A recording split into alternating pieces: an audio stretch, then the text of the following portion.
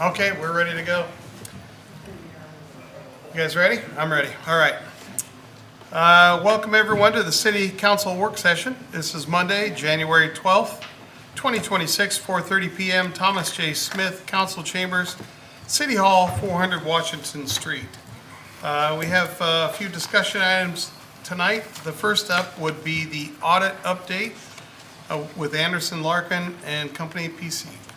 Stephanie? Sure. Adam Sturm is on the phone, so he's going to go over some of the reports and some of the items that are in the audit report. It is online on our website under the Finance Department, if anybody wants to look at it. So go ahead, Adam. Okay, yes, like Stephanie said, I'm Adam Sturm with Anderson Larkin. I was kind of the engagement partner on the City of Burlington audit for this last fiscal year. I believe Stephanie said that she'd already sent a copy of the report out to you guys, and I actually sent over a few pages for her that we'll kind of hit upon for this discussion here. So here we go. So I'll point out on page 17, this is the independent auditor's report, and I want to point out the second paragraph, which states, in our opinion, the accompanying financial statements referred to above present fairly in all material respects the respective financial position of the governmental activities, the business type activities, the aggregate discretely presented component units, each major fund, and the aggregate remaining fund information of the City of Burlington, Iowa, as of June 30th, 2025, and the respective changes in financial position, and where applicable, its cash flows thereof for the year then ended, in accordance with accounting principles generally accepted in the United States of America. So to summarize that means we issued an unmodified opinion on the financial statements, which is the best opinion that could be issued on financial statements. So next, we'll go over to page 23. So about in the middle of the page, you have the statement of net position here. So this just shows all the assets, liabilities, and the net position for the city for the year. So we have a comparison between 24 and 25. So from 24 to 25, assets increased by about 10.5 million, which was due to an increase in capital assets due to projects being completed during the fiscal year. Liabilities decreased by 3.7 million, which was due to pay down of some long-term debt in the current year. And so that brings us to a net position increase of $12.9 million, which is going to be explained on the next page. So on page 24 here, this whole chart here, this is the statement of activities. So this just shows the revenue and expenses for the city for the year. So this just shows all the program revenues and all your general government expenses, everything. So total revenue increased in FY25 by about 4.5 million due to an increase in property tax revenue and capital grants, contributions, and restricted interest for the year. Total expenses had just a slight decrease of $280,000 due to just small decreases in various function expenses. And as a result, the change shows about a 12.9 million change in net position for the year. So more detailed, if you look at the full audit report, more detailed information is in the MD&A, the management discussion and analysis, kind of that summarizes more of the information that was presented here. So now I'll have you go to page, page 33. So these next few pages, give us just a second to get there. Through 40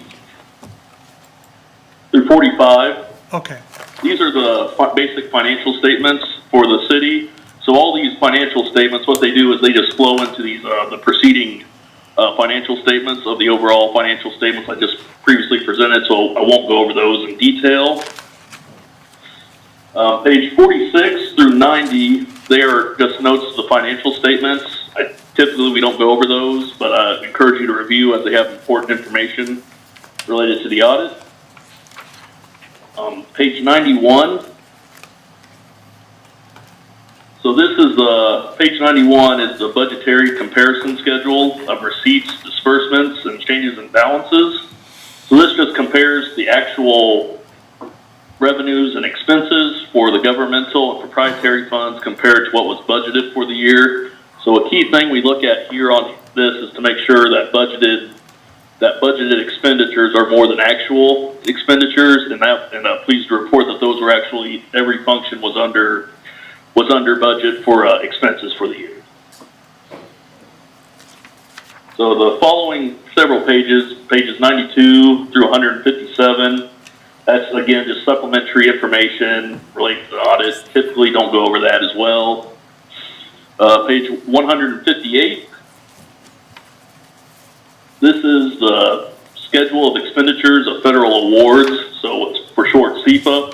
So this is just a summary of all the federal expenditures that were spent by the city during the fiscal year. So the total federal expenses for the year were $1,976,117. And page 160. So the remaining pages after 160. This is the section we call the schedule of findings and question costs. This is usually where we report any findings that we have. The only real finding that we had is that one of the funds had a deficit fund balance for the year, which it's not an immaterial amount, and it's due to the funds having to realize OPEB deferred inflows and outflows for the year. So this is one that has a deficit fund balance usually each year. Has no effect on our opinion on the audit. But other than that, that is all the findings and really nothing else. Does anybody have any questions or comments? Council, any thoughts or comments, council? Not for him. Okay. All right. No, I think we're good. All right. Thank you, sir. All right. Thank you. You guys have a good night. You too. Any questions for me, or? I didn't have any questions, just comment. I think you did an Okay. excellent job, Okay, thank Stephanie. you. To have just one corrective action, which was pretty minor, I think is amazing with all those numbers. And I could get through everything else all right, but the numbers, you start spinning in my head. So Yeah. I appreciate your abilities and you and Annette's abilities and what you did. So thank you. And then I had one quick comment that normally I can look at any packet on the phone. This packet was so big because of that, know.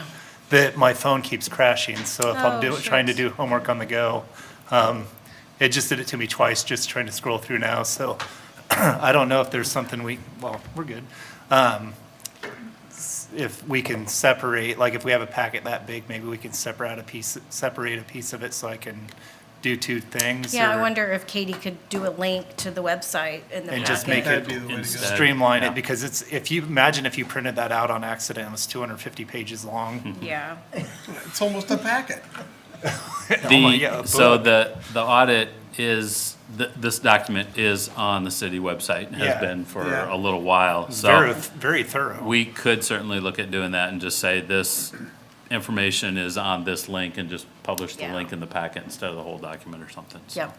Right, because I would like to I didn't get to anything beyond that information because my phone keeps crashing and my browser doesn't like it, so, anyway, Yeah, that I mean, was if that my, happened next time, maybe reach out to Katie and she could have maybe sent you another packet with that out of it. fair enough. Well, I knew it was a work session too, so I knew we'd be Okay. all right, but yeah. No, I appreciate it. Okay. You are good at what you do.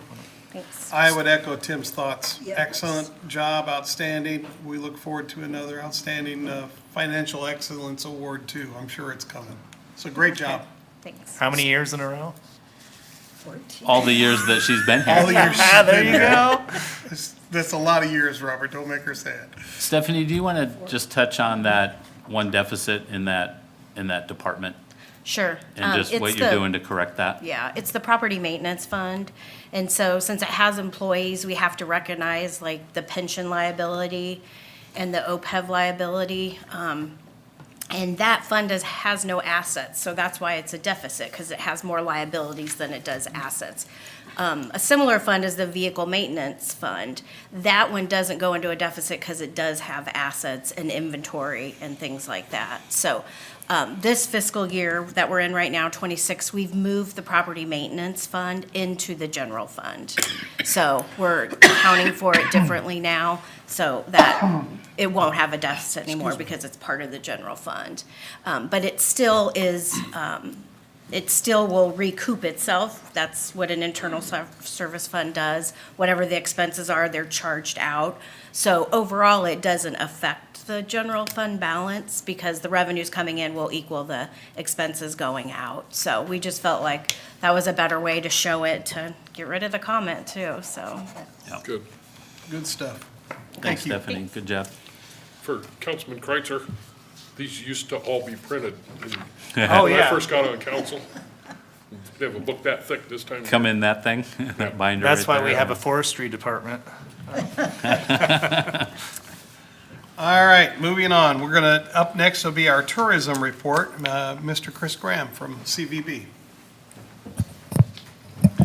Now that I made it to the end, I gotta go back to the beginning. I saw Eric over there went, Is there a way to skip? well, my name is Chris Graham. I'm the executive director of the CVB. I often worry that your work sessions aren't, exciting enough, so I thought I'd come down here and talk to you about tourism. As I typically do, I'm going to start with a year in review. What does tourism mean to Des Moines County? You may recall, for tourism data, we're always kind of working a year behind. For the State Tourism Office, they are always a couple months, we're a couple months away from seeing data from the very last year. So the data we've got is from 2024. For Des Moines County, 175 million in tourism spending. I'm always floored when I see that number. So that's 175 million to local businesses, 14 million in the local coffers. This is a chart that shows that number over the span of years. And you'll notice year over year, 23 to 24, we did see a slight dip in visitor expenditures. This was a statewide trend, so much so that the state tourism rep actually pointed it out when she announced this report. Counties that saw growth saw very little growth, and then several counties saw, backpedaling. In fact, I think the only county in southeast Iowa that saw any growth in tourism was Lee County, probably attributable to their new marina. So just to give you an example of what I'm talking about, I set a chart comparing Des Moines County to Dubuque County, just so you can see. The numbers are different, obviously, but you can see that the trends are very similar. The fact that we're a year behind in this data, though, will be very poignant here in a couple minutes. Oh, where's Dubuque County, like what community? Dubuque. Dubuque is in Yeah. Dubuque County? It's one of the rare Iowa counties where the city is actually in the county. Okay, just wanted to make sure, all right. No, that's fair. That's a fair question. The reason I think this is hopefully a harbinger for good news is because while this is 2024 spending, our hotel occupancy for 2025 was actually up 8.5% according to the Smith Travel Research Report. So if our visitor spending correlates with hotel occupancy, this hopefully will be a good sign for visitor spending for 25 when we get that data here in several months. And despite the spending being slightly down, we still rank 13th in the state regarding tourism spending, which means we're still punching above our weight in regard to our population. 2025 was the year of new events. As most of you know, the CVB promotes events not only through marketing, but also directly through financial contributions. So, starting with the Burlington Jazz Festival, the inaugural Jazz Festival. No, you skipped Twisted Cat. Did I? Yeah, that's big. Here you Oh, go. no, I'll get there. Okay, I'll get there. I think that was Got just them your out of sequence. preview picture. all right. Oh, No, showed but it you're right. twice. I thought I did go through a slide. I was like, oh, that's not good. Okay, no worries. Sorry, I didn't mean to correct you. No, it's all It's good. your presentation, not mine. Oh, it's Monday. I'm going to goof something up. Let's just be real. 11 performances for the Jazz Festival over a 2-day event.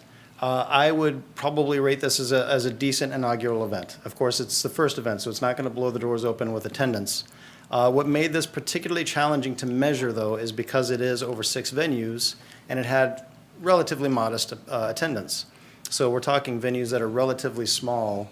Our visitor tracking platform Placer, it didn't reach the threshold for them to measure participation.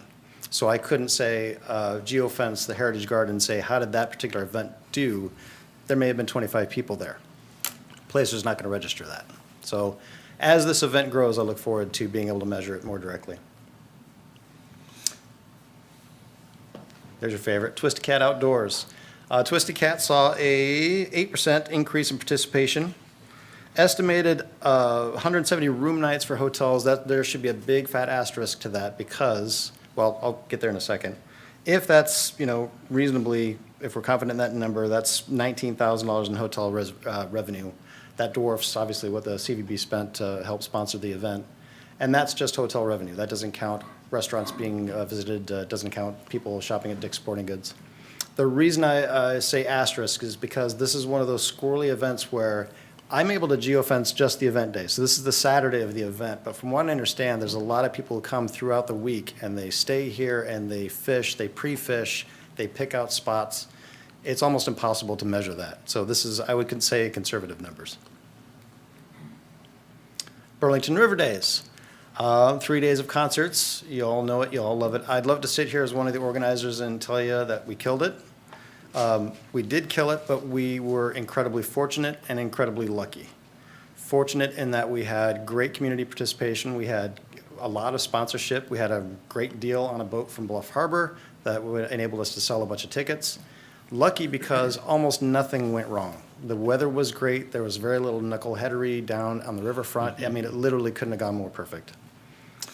Estimated nearly 300 hotel room nights. That is approximately $33,000 in hotel revenue, again, which dwarfs what the CVB spent on sponsoring the event. Sporting events, second year of the CVB helping grow the Mississippi Cup. With our help, they saw an additional 11 teams, which is at least $40,000 in hotel revenue, $40,000 against a $3,600 CVB spend. So I'll do that every day of the week. Monster Match, if you went to a Super Board meeting at the partnership here recently, you'll know these numbers are just staggering. 235 teams, over 16,000 visitors over 2 days, and an estimated $2.8 million in estimated economic impact. Needless to say, the CVB helps promote that event and helps promote CISA events, but we don't have to grow Monster Match. It's literally a monster. Competition of the Fun City Turf. So we are noting, we've got our eyeball on the Fun City Turf because there's data that's not concerning, but it's causing us to look at it. And one of the reasons why it's becoming interesting is because we think there might be competition for the turf, specifically in the form of Musco Sports Facility up in Muscatine. They have a very similar facility, and it's only an hour away. And so we are worrying that we're kind of carving each other's business. I actually have a meeting set up with the director of their Parks and Rec and their mayor to go up there and talk about how we can work together as communities, and they seem very open to that, so that we are both thriving instead of cannibalizing each other. Future of the courts. We all know that the Great River Entertainment facility has, well, I shouldn't say has sold, we're kind of before the past tense, is about to be sold or is about to be finalized. So the future of the courts is something to look at as well. Viking riverboats. We had 10 dockings scheduled. We had 6 dockings realized due to high water levels. And throughout the first 3 cancellations, I loved the idea that it was some city north of us. It must be Dubuque that's screwing up or something. It was us. It was because the boat couldn't get underneath our railroad bridge, believe it or not. And because they couldn't get past that, there was no way for them to get north. Okay, marketing review. We saw increased engagement in 2025. Over 4 million impressions across the multiple channels. This is twice what we did in 2024, so that was a staggering increase. As I mentioned last year, my goal was to do a year-long promotion of Fun City. That's not just one campaign, that's several digital display campaigns, social campaigns. Once a year, I try to sponsor at least one event to go up to KWQC and promote the event live on TV. It's just the effort to put our message out through multiple channels, and being on TV is very effective. Again, in 2025, we generated a YouTube pre-roll ad campaign promoting West Burlington as a relocation destination. Why I think this is poignant is because this is a new direction for the CVB. On the face, this doesn't seem like a tourism initiative. We're promoting West Burlington. Come consider moving here. It's a great place to raise a family. That's not tourism, except it is, because if you're going to consider moving to a place, you're going to visit there first, right? So we started that in 2025, and that opens the door for, I think, a direction that we can take in Burlington as well. So I've already got a meeting set up with Taylor in Economic Development and Workforce with Telly. I can't remember how to pronounce her last name, formerly Fideli. about how we can run a similar campaign for Burlington, because I think we should be promoting Burlington as a relocation destination year-long as well. Expanded event campaigns in the form of micro-campaigns promoting specific events, as opposed to just an awareness campaign for Greater Burlington. And last summer, we issued a seasonal mailer promoting summer events in Burlington, taking advantage of the CVB's growing mailing list. We attracted a lot of conventions, hosted the Iowa Corrections Association, IEDA's Creative Places Exchange. I had to look this up. UMIMRA stands for Upper Mississippi, Illinois, and Missouri Rivers Association. But if you pronounce it as an acronym, it sounds like a Marvel villain. In 2026, whoop, did I skip that? Oh, yeah, in 2026, we will host the PDI conference in September. The Welcome Center.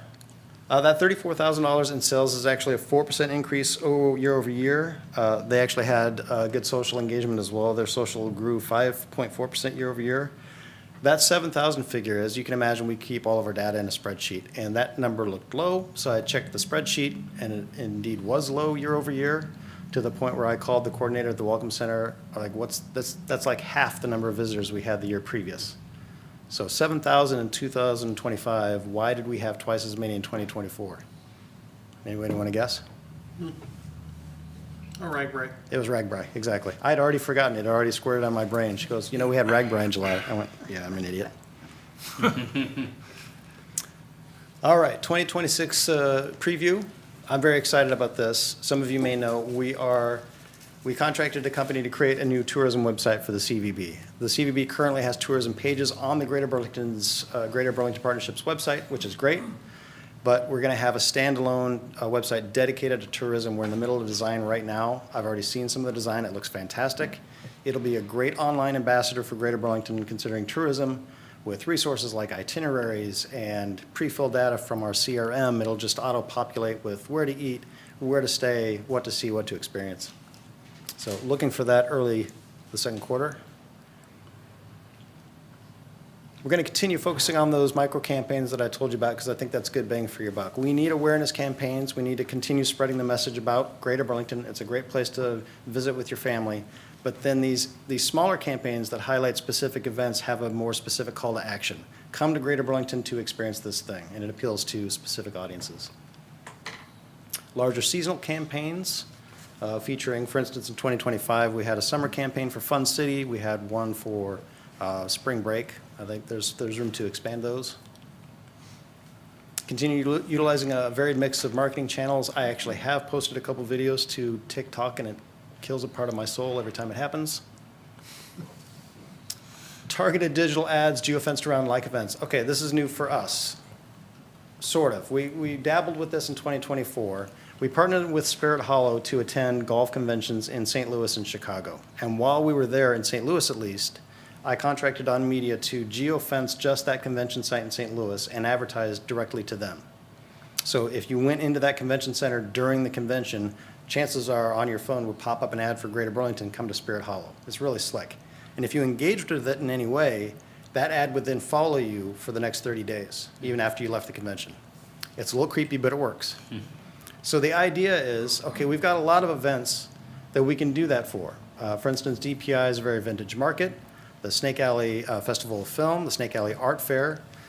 There are a lot, the Burlington Jazz Festival, there are a lot of events like those events that take place around the area.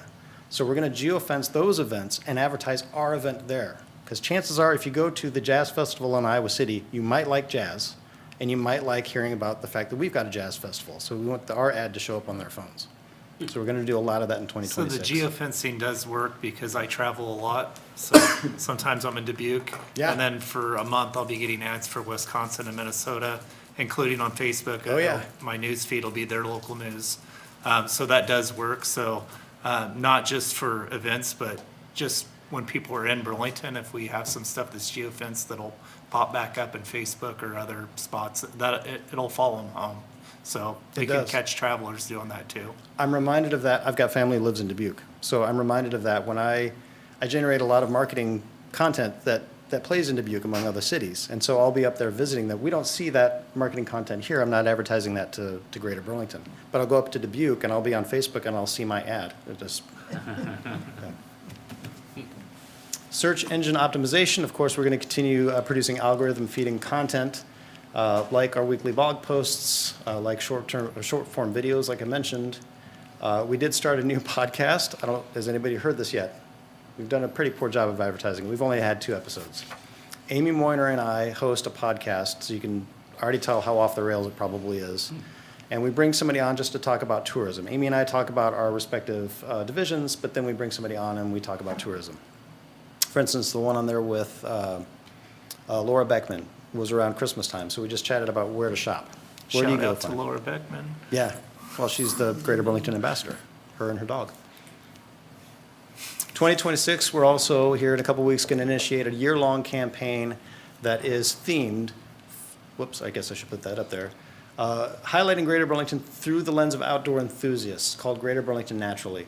The idea is to put short-form videos, video pre-roll ads, a lot of content, and theme it with consistent messaging so it's very definitely a campaign, but then highlight not only outdoor activities, but also non-outdoor events and attractions by correlating them with themed content. I know that's a lot of words, but in other words, I can put a marketing piece out there that talks about taking a walk along the riverfront. Oh, and by the way, while you're down there, go shopping.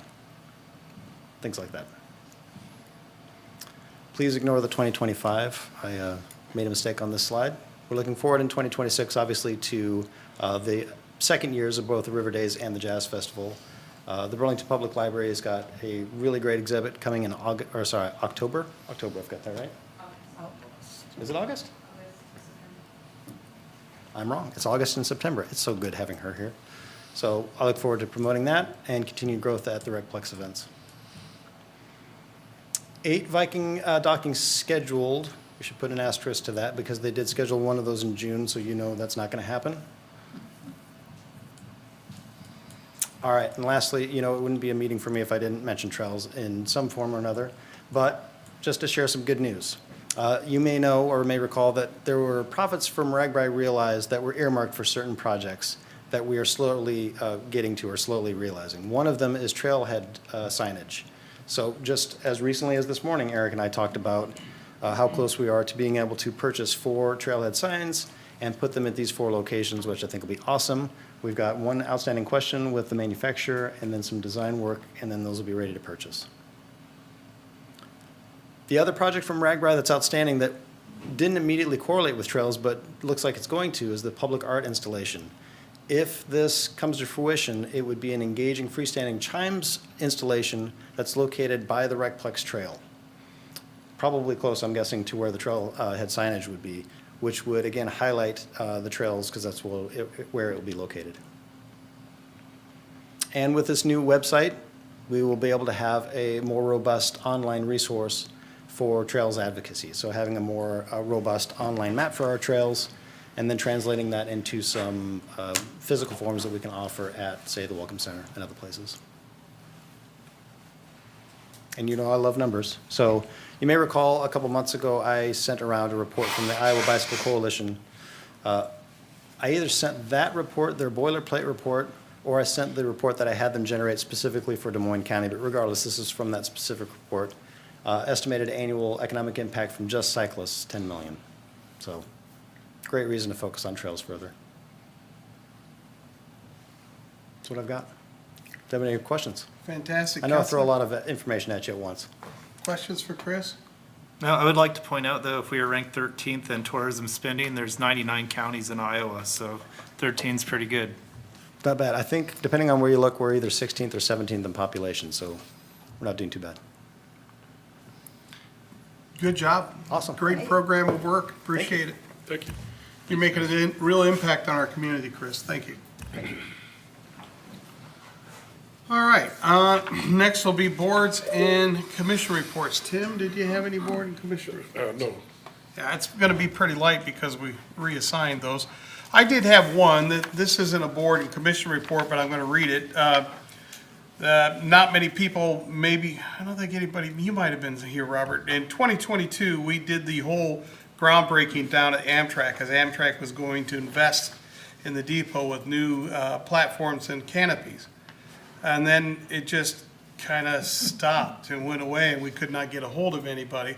I was able finally to get a hold of someone and got an answer back. So this is what their milestones are, and the project timeline, it's still on target.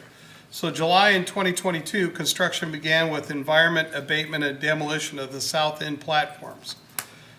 June of 2023, work was paused when BNSF proposed a conceptual plan to relocate tracks through the station, which would have eliminated one of the two existing platforms and canopies. June 2024, Amtrak decided not to fund the $10 million track relocation, reverting to the original plan, which was an $11 million repair. During this phase, structural assessments revealed that the existing canopies were leaning and unsafe. They are since shored up. September 2024, Amtrak determined the canopies must be demolished entirely. This would require design revisions, BNSF clearance, and NEPA, I'm not sure who those folks are, Section 106 resubmission. It's environmental. Thank you. September 2025, revised 60% of the drawings were submitted to BNSF and NEPA and review began. Current status of the canopies are shored up and inspected monthly. FRA, which is Federal Rail Administration, is reviewing the NEPA section of the 106 documents. At this point, the future milestones are May 26, or 2026, 100% construction documents resubmitted. December 2026, the NEPA section 106 approval and MOA execution. And April 2027, finally, construction restart. September 2025, construction completion. 2028, I mean, sorry, okay. Key factors affecting the timeline, because you might ask, why did this happen? Well, when BNSF wanted to relocate the tracks and subsequent design changes, that stopped everything. And then the structural assessment requiring a full canopy demolition. And then the government and host railroad approvals for design. You can see there's years in between these deals, so it takes a while. They understand our urgency and concern about this getting done. The canopies are unsafe right now, and the platforms are quickly becoming that.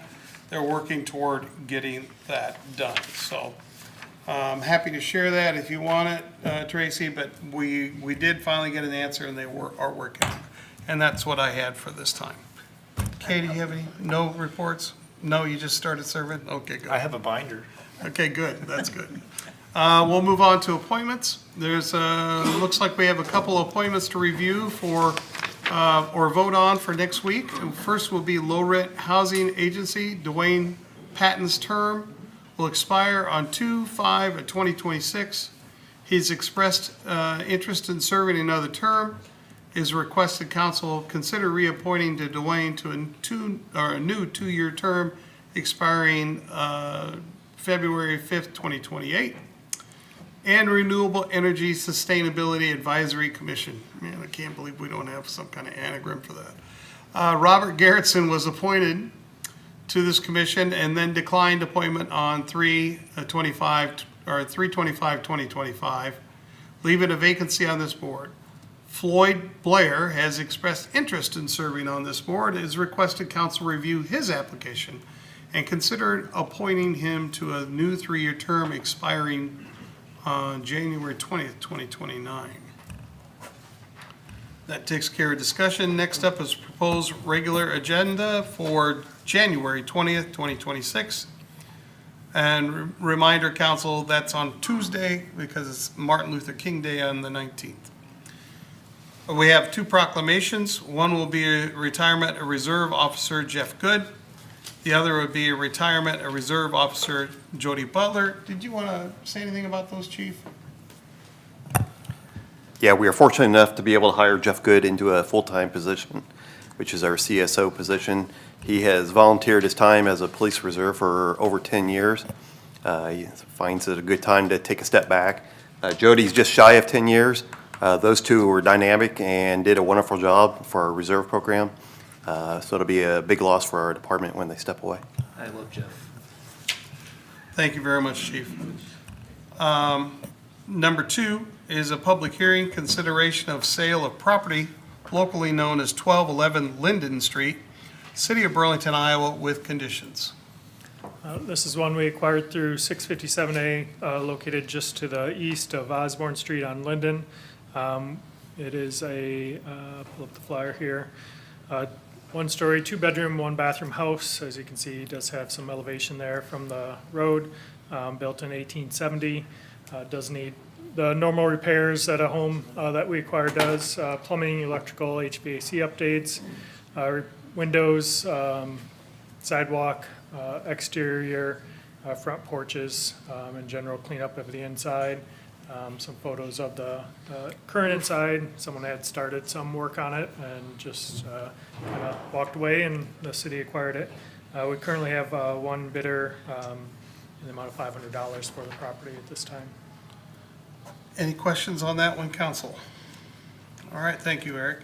Number 3 is a public hearing with consideration of sale of property locally known as 1207 Linden Street, City of Burlington, Iowa, with conditions. So right next door is a 40-foot lot that we have acquired as well.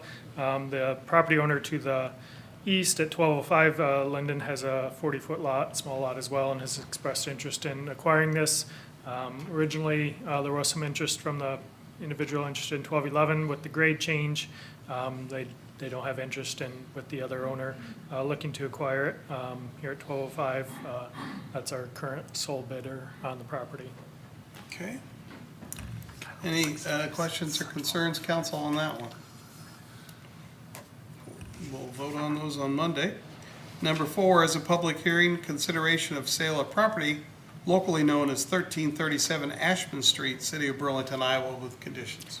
This is a vacant lot the city owns, had a home on it quite a long time ago, but just one that has been vacant. The neighbor to the north expressed interest in expanding their lot size and acquiring the lot and continue to maintain it. So that's the sole bid we have on it currently. That's 1339. 1339, yep. Questions on that one, council? Hearing Are none, we'll those move. standing trees, Eric, or are those down trees there on the south end? It's kind of a hillside. There's some trees, brush here. This drops down quite a bit to 1327. Okay. Okay. Any other thoughts?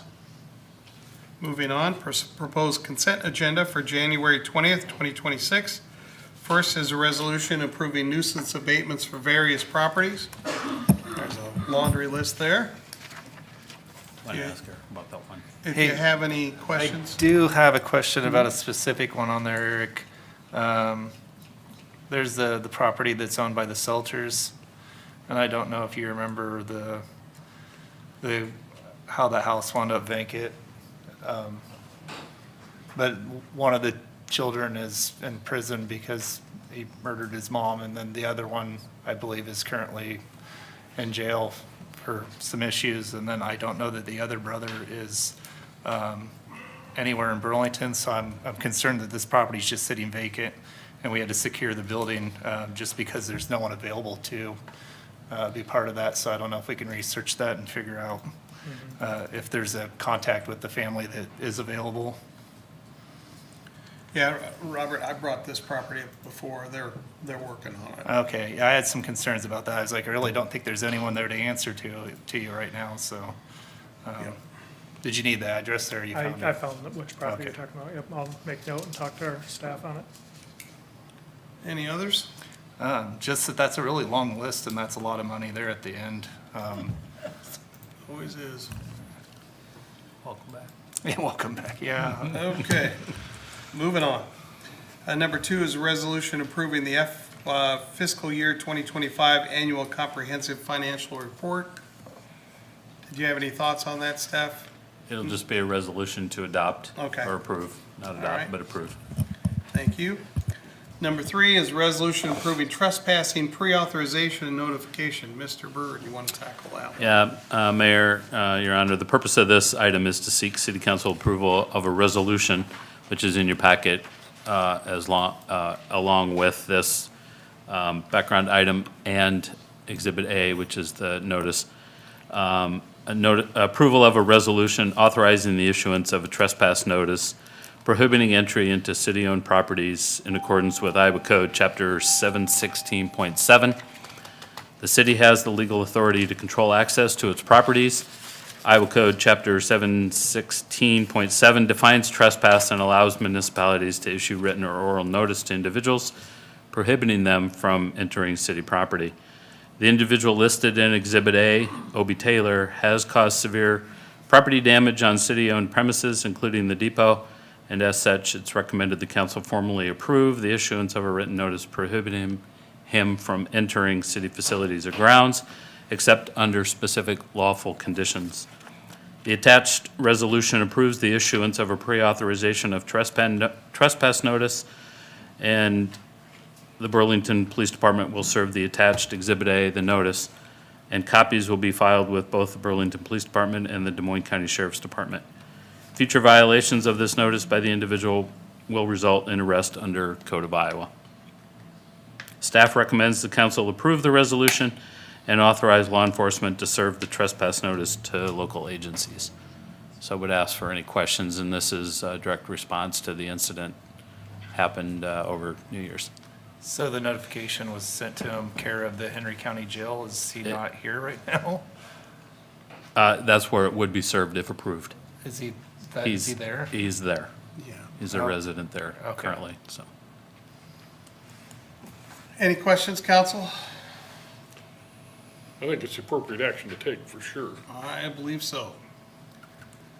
This isn't the first time that that gentleman has cost us some money. Hearing no other concerns, we move on to the next one.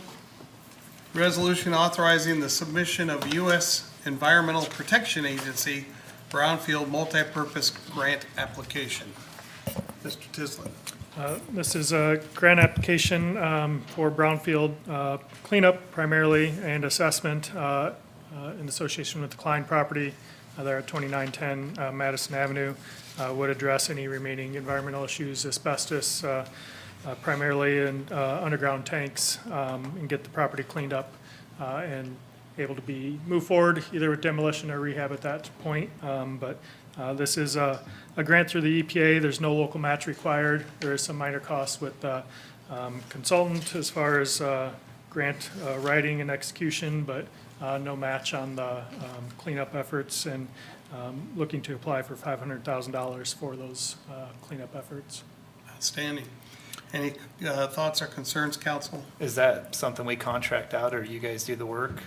No, we're working with Eocene Environmental Group. We've worked with them in the past. They used to be Impact 7G Okay. to do that grant application and then the environmental review and preparing all those plans and specs and cleanup.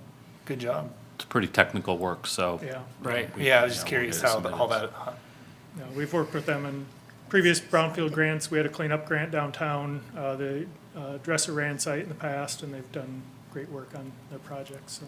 I would just highlight Eric's comment that this is environmental review and assessment that's required whether we are going to demo the site and repurpose, or if we would find a developer that wants to take it on. Staff is leading towards the demo. That was a conversation we had with council, previous council. Yeah. But at the time, we acquired the property, and council directed us to continue to move towards demo of the site. So that's, unless you want to look at something different, that's how we're proceeding. are we still on board with that? Yes. Okay. Yeah, well, we'll vote on it, but yeah. I mean, that's what we've been discussing. And these funds wouldn't demo the building, they would just No, remove just all clean the it up. But this is so you environmental can issues. prep for it, right? Yeah. Okay. I would like to find a way to save the house if we could, so that either move it off the property or design a way to develop around it so that What's- the historic house that's there could possibly be What's the saved. condition of the home, Eric?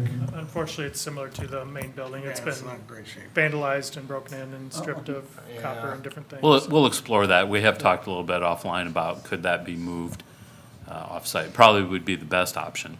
So we'll explore that when we come back with a final proposal. Any other thoughts or concerns?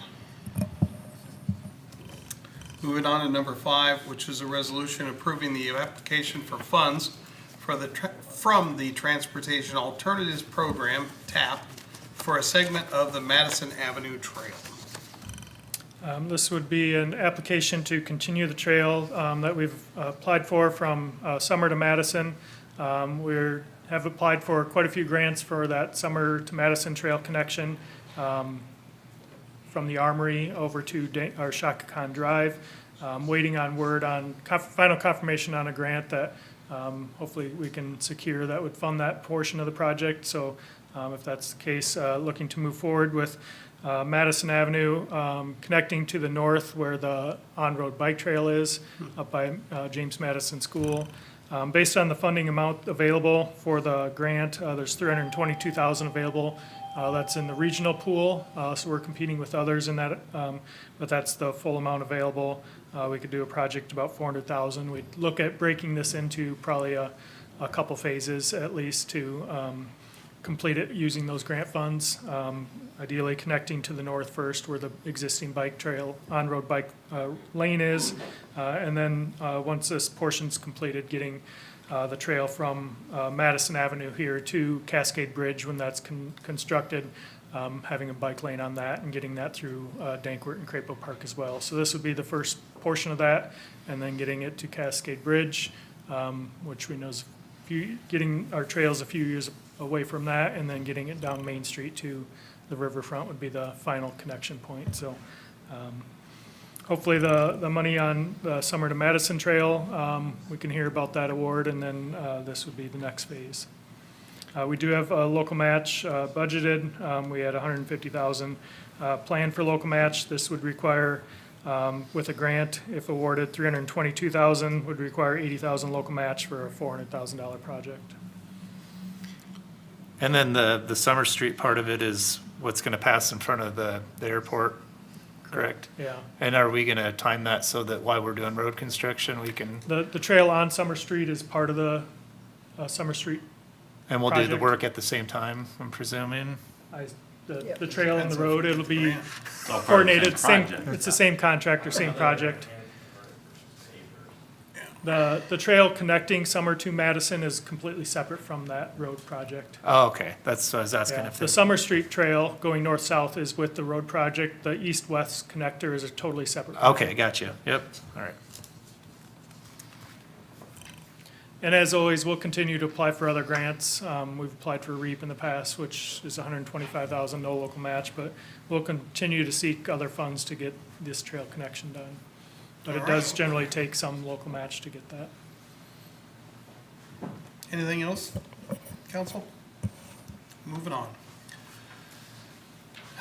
Resolution approving a memorandum of understanding with the Burlington Junction Railway regarding flood wall operations and the flood barrier installation. Nick? This MOU in front of you highlights or establishes guidelines between our City of Burlington operations with the flood wall and Burlington Short Lines crossings. As you can see, the previous phase of flood wall had 2 locations where we crossed the tracks. This agreement just establishes kind of a timeline and elevation in writing, so that way, should we need to go into flood operations, there's kind of a written understanding. You know, if I pass away or, you know, any of the hosts decide to sell the railroad, it's part of the agreement that with the operation of the railroad and the flood wall, that when we install things, when we take things down. If you may remember, 2019 was quite the operation. Now, that was HESCO barriers versus panels, so it's significantly easier.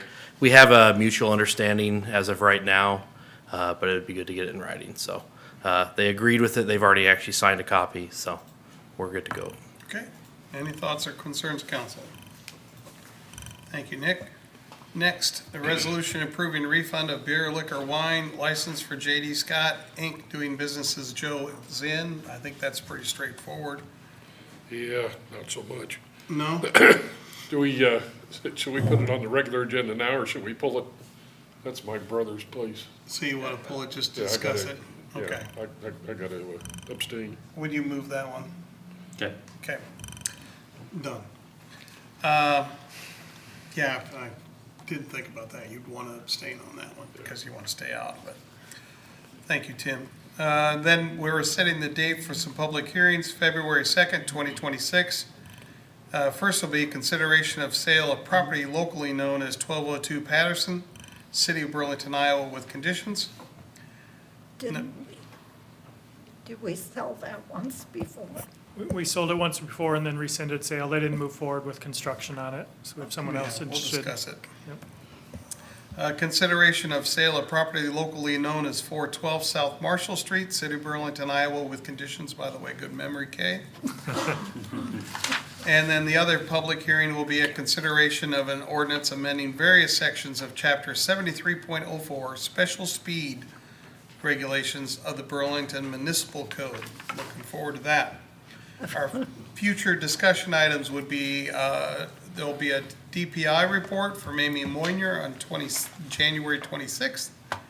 The airport annual report from Sarah Sandberg, that'll be January 26th. Our friend Travis Squires is going to be here February 9th to talk to us about finances. And the Greater Burlington Housing, well, that'll be February 23rd, so look forward to those. And upcoming will be IPIB training with Patrick O'Connell, January 2026, 2 p.m. Mayor, on that one with the IPIP training, it'll also be council orientation, and we'll work through your rules and regulations as well. So 2 o'clock, that's the night of a work session, so probably 2 to 4-ish, Okay. depending on how many questions you might have about either IPIB or your rules and Now, if regulations. we've done the IPIB training, do we have to do it again? No, Okay, thank you. but it is a requirement for anybody newly elected or Yeah. appointed. But if Enjoy you've been that, through it, Robert. it's a one-time thing. Okay, I gotta do it again. You do have to, you'd have to do it again. 'Cause you're So does re-elected. Andy. Mayor, I have one thing then too. Eric, Eric has an item he wants Okay. to see if you can put on the agenda for Monday. okay, I'll let him talk about it. It's an encroachment agreement. We have currently, we have an existing encroachment agreement for the casino with the transfer, potential sale to new owner. It's required that they enter into a new encroachment agreement. They have some signs and a few things in the right of way there. So we'd like to set date for that new encroachment agreement under the new ownership okay. for that. Yeah, I mean, nothing's changing at this Nothing's point. changing, everything's the same, but under our ordinance code, it has to go to a new owner and has to go through that process. So it'll essentially be a name change with the existing items, Okay, but that would be a set date. can we put that Yeah. on the regular agenda? Yeah, we'll just Okay. add it to that list. But time is of the essence, so we didn't want to miss another whole cycle. All right, fine. What did you have? No, that was it. Just, that was Yeah, it, yeah, okay. I sorry. misunderstood you. I Nope, thought sorry, there were two. thanks. Okay, so that reaches the end of the work session. We'll go through and get department heads and then council. Eric, go ahead. Anything else with Couple development? things, we'll be getting notice out and on our Facebook, hopefully get our plan to get the Dankworth Pool community survey out this week. Just getting input from the community on use of the existing pool, what they see for desires of a potential new pool, or what they use, just kind of getting that background information on how they use the pool, or if they used it, and what they'd like to see in a new one, if they would like to see a new one, just some pretty general information, so just starting that process of the feasibility study. There will be opportunities down the road for more public input or meetings, but this is just that first step to put out a community survey on that. So be looking for that, and we'll send it directly to council as well. Reminder, City Academy applications, you can apply for that now through beginning of February. That 8-week class gets to each department within the city, in-depth, behind-the-scenes tours. We've heard great feedback from that over the years, so really encourage people to apply for that. It is on Thursday afternoons from 3 to 5. We've had it at different times and seen different needs for that, so looking to do that again this year, where they can get into each department and get a real see of what each department does for the city. And then Shamrock Shuffle again, Saturday, March 14th. You have 2 months, 1 day, 16 hours to the start of that event. But encourage you to sign up now. We will have the shirt shown on there as well, that you do have to pre-register for the shirt for the event, but that event spot or help support the police memorial and proceeds towards North Hill Playground as well. So it's a fun event, color run in the park, run, walk, jog. Encourage people to sign up for that. Okay, sounds good. Ken, anything from Waterworks? Okay. Tim, anything from wastewater?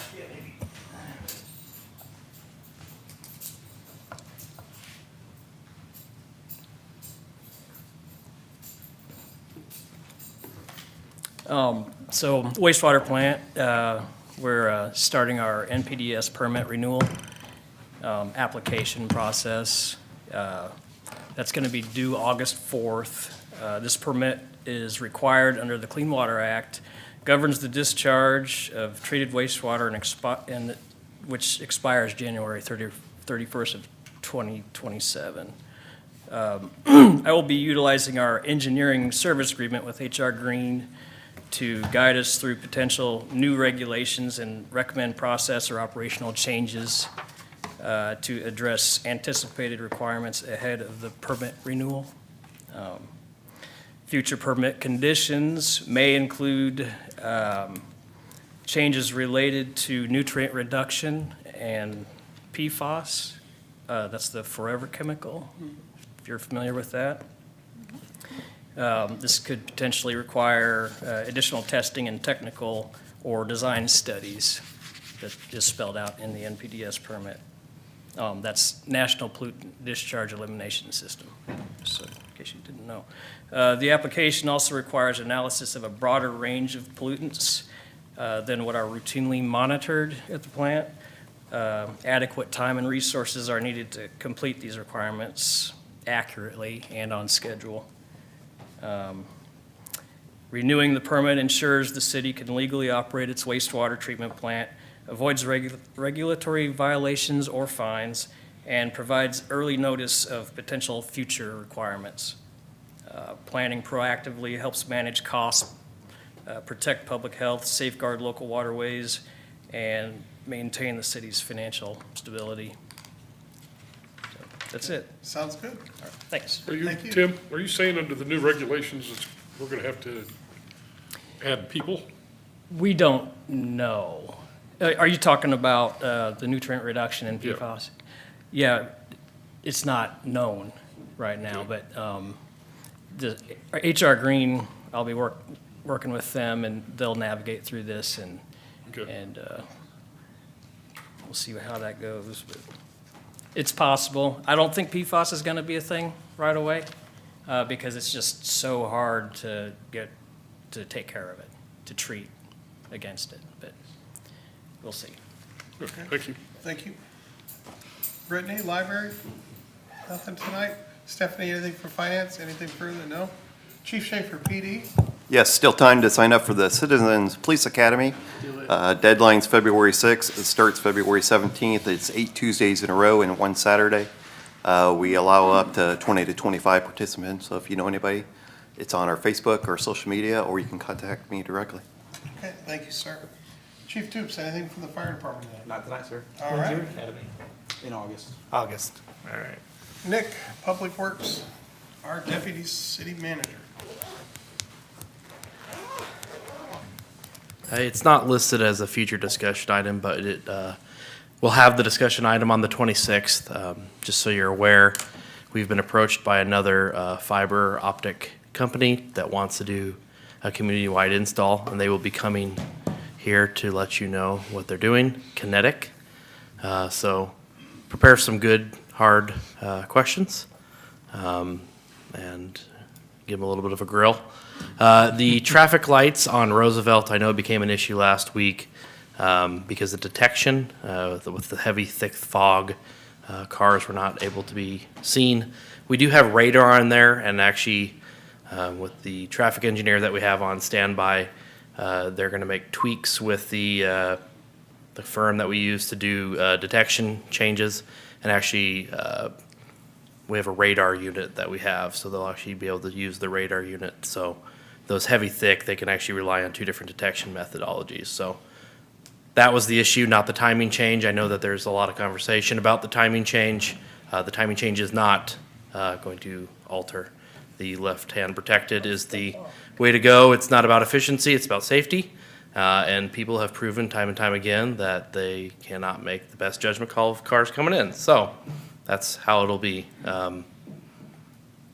I had another better. So it was really the fog that was the issue. Yeah, the detection couldn't pick up cars as they were sitting there because it was that soupy. And there were cars driving without lights. I could not Give believe them all it. tickets. Let's do it. Probably won't do that. Thank you, Nick. Anything else? And just so we'll be putting out a newsletter here at the end of the week. I've talked with the previous council about some changes to citywide cleanup, and as the mayor and Mr. Councilman Scott know, we're talking about some alterations to our methodologies. So I'll probably put a little bit of information in that newsletter, and then I'll have to come back and rebroadcast that to the current council, just to kind of let you know what we're going to do moving forward. Okay. Sounds good. Thank you. Mr. Byrd? I think a notice went out today, maybe. Staff has migrated our archive of videos. Any previous videos are still going to be on the Ustream, but anything moving forward is on the YouTube channel. So if anybody, why that's really important is if anybody has bookmarks to previous sessions, they may have to reset bookmarks. So we have migrated our video platform to YouTube. So Okay, cool. it's just a little more efficient and allows more storage Okay. capacity. Mayor, you received a letter from Pastor Fred Starling regarding the upcoming Monday, January 19th, Burlington area NAACP event on Monday at 5 p.m. And all council is welcome to attend. They would look for a few welcoming comments from council plan on being representative or yourself. So, of course, the public's invited as well, and that's at the Loft. Okay, thank you. Anything else? That's it. Okay. Thanks. Robert, anything tonight? Go to the Shamrock Shuffle. That's a lot of fun. Sometimes it's cold. I recommend wearing a mask because my whiskers freeze and break off when it's super cold. We did have another survey that was online, and did you catch the comment, the connectivity survey? That if you click on it, it doesn't post. Actually, it did. It was a header there that if you ignored it, it still worked. Oh, okay. So it does work? I took it, it worked fine. All right, so that connectivity survey out there. Sorry, so- I should, that was the third thing I was going to talk about was Was the that it? survey. All right, I so- should have let council know that that was going out. So that survey went out in preparation for grant applications associated with Cascade Bridge, but also Main Street. As you know, in the past, we've submitted a grant for redoing that roadway. So the survey is associated with that type of work, but it asked questions about trails, transportation, transit, and of that nature. So I apologize that I didn't get council notified before a survey went out. I didn't know that trails, transit, and all that stuff would cause the commentary that it did, but oofta. We've all been on Facebook, Nick, we know. Yeah, How long is that survey good for?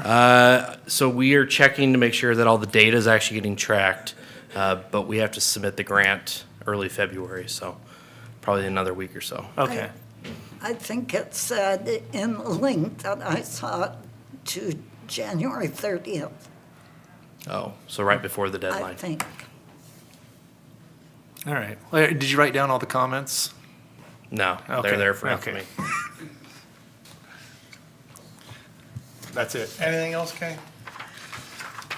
I would like to butt in on Brittany. She didn't talk about the Frost Fair.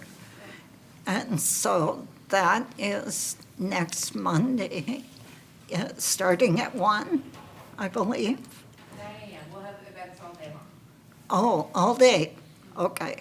Next Monday. Starting the at 9 Frost- a.m. The Frost Fair at the library beginning when they open at 9 a.m. Okay, thank you.